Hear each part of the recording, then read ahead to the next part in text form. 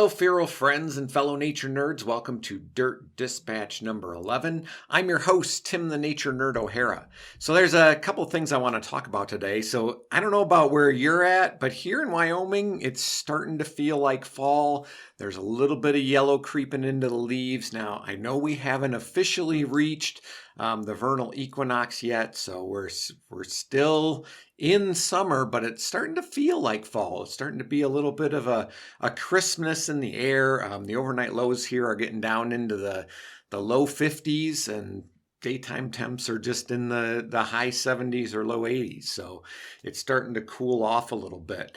And like I said, a little bit of yellow creeping into the trees. Now, I know I said I wasn't going to update you on my pelicans anymore, but they haven't fully left. There's still one or two that are hanging around, so I'm not sure when they're going to leave yet, but they're still here a little bit.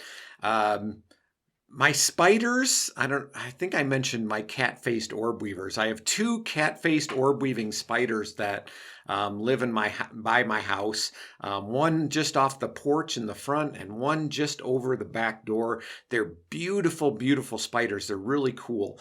So I was doing a little reading on them, and they'll lay their eggs here pretty soon in the fall. They lay their eggs, and both of them have had male suitors hanging around.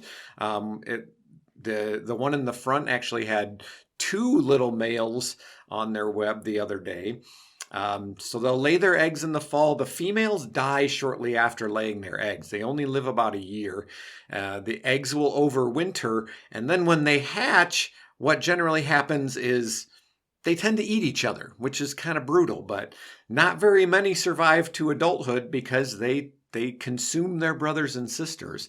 The ones that are left disperse by a method known as ballooning, and that's when they go out to the edge and the spiderlings will release a little bit of silk and the wind carries them off and they disperse. So that makes me a little bit sad because I don't know if any will hang around. I don't know if we'll have them next year in the same spots. Maybe one will stick around, but most of them are going to disperse, and I'll have to hunt around to find some new ones next year. But they're beautiful spiders. If you can find one where you live, I highly recommend checking them out because they're really, really neat. Let's see, in internet news, I don't always argue with strangers on the internet, but when I do, it's usually about coyotes. Although I will admit I did not get into an argument over this, but I saw a video the other day of a coyote in someone's backyard playing with dog toys. It was a young coyote. It was just a pup. It looked like a puppy playing with toys.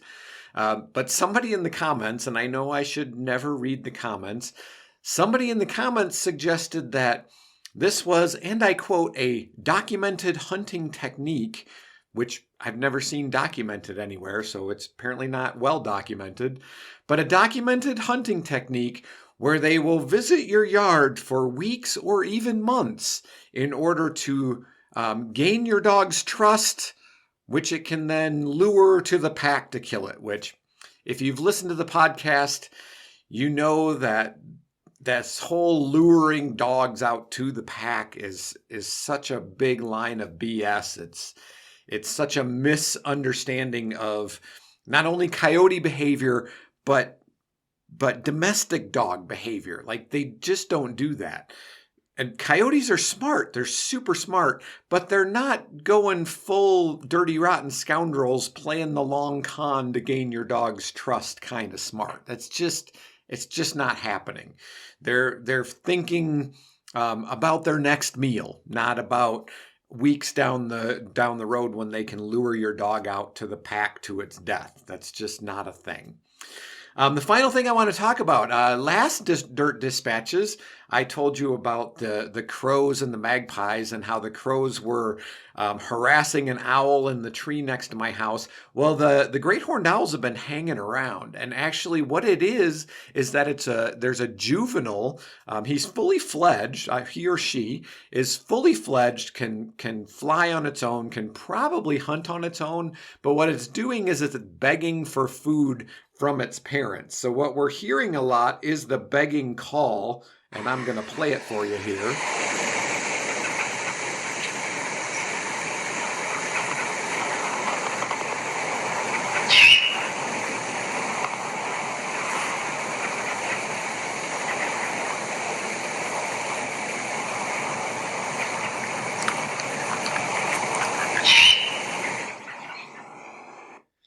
So we're hearing that a lot early in the morning, right at dawn, or in the evening at dusk.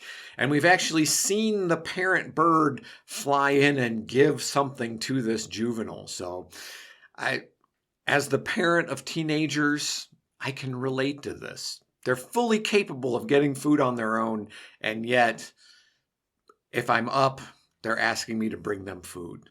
So I'm sure all you other parents out there can relate as well. That's all I have for you today. If you want to support the podcast, please consider becoming a patron. You can find all that information at patreon.com/dispatches from the forest. If you want to send me an email, if you have a suggestion for a future episode or you have a question or a comment, you can send that to dispatchesfromtheforest@gmail.com. You can also use that email address to make a one-time donation through PayPal. Check out our merch store. That can be found at cafepress/shop/dispatches from the forest, and then click on products and you'll see everything that the merch store has to offer. You can also follow us on TikTok, Instagram, and Facebook, and you can see the video of that juvenile great horned owl that I just played for you there on my TikTok and Instagram pages. Thanks for joining me. I'm your host, Tim the Nature Nerd O'Hara, reminding you to go outside and get dirty.